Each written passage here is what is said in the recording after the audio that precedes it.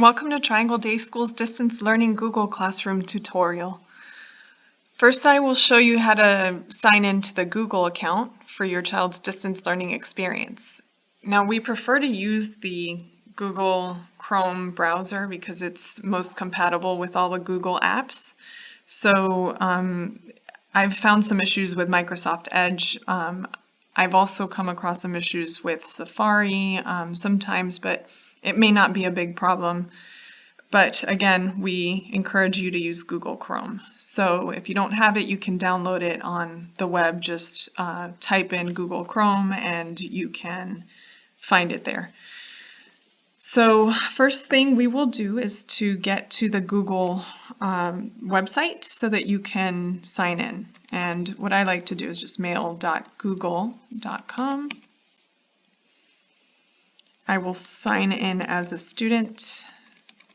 Now your child will sign in with their first dot last name and then this same domain right here at triangledayschool.org. Your password has been given to you by the teacher, or your child may have created one and remembers it, and that's great. We encourage our students to remember their passwords, but I know that that's not always feasible. So I'm going to go ahead and sign in as this student.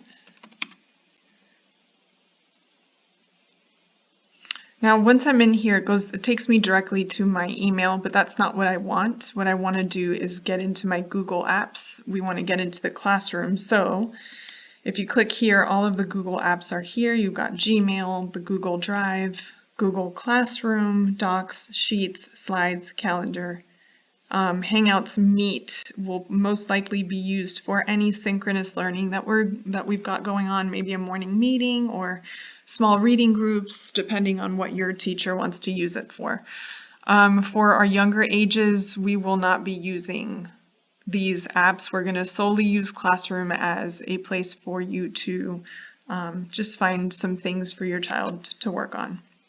So I click on Google Classroom. And here is the first class that pops up. Your child, this one, the student at triangledayschool.org account has already joined the class, but you'll find a button here that says join. And so if you click on that and hit join, it'll take you into the classroom. So here's the first page of the Google Classroom. I'm not particularly fond of the stream. It's basically a stream of information, and it could be, it's posted by date of when it was posted, so you could look at the times of when things were posted. It might even include teacher announcements possibly, but we don't really use the stream very much. So I would go directly into the classwork section so you can see how that's laid out. This is what the student will see. We have different topics here. If you can see, we have one topic that says about our class, and it shows maybe the teacher will have some office hours, and if you click on it, it'll give you some more information. It says I'll be available for live email and chat between 1 and 3 p.m. Monday through Friday.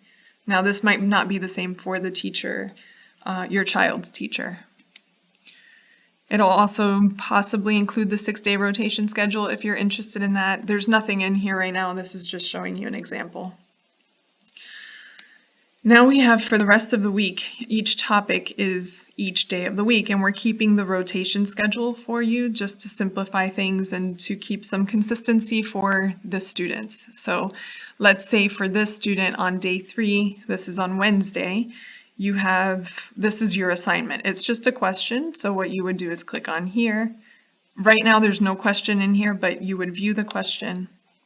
The question would pop up somewhere here, and then the child would answer, the student would answer. Let's say the question was my favorite color, or what is your favorite color? Then I would say green, and then the student just turns it in.